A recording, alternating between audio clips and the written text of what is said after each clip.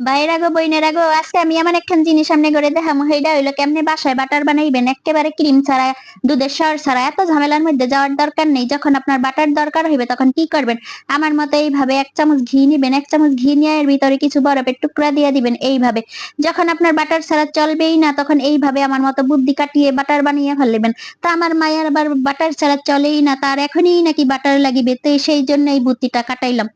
তো এইভাবে বরফের টুকরার মধ্যে কতক্ষণ এইভাবে লাড়াচাড়া লাড়াচাড়া লাড়াচাড়া করবেন, দেখবেন একেবারে বরফের পানি জমিয়া যাবে। সেখান থেকে বাটারটা এইভাবে তুলিয়া নিবেন।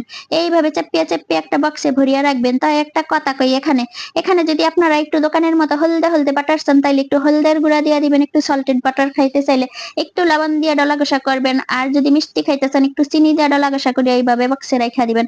তারপরে কতক্ষণ পরে দেখবেন বাটার হয়ে গিয়েছে, একদম দোকানের মতো পারফেক্ট বাটার। এইবার ভালো লাগলে অবশ্যই সুন্দর একটা কমেন্ট করে শেয়ার করে দিয়েন। আল্লাহ হাফেজ।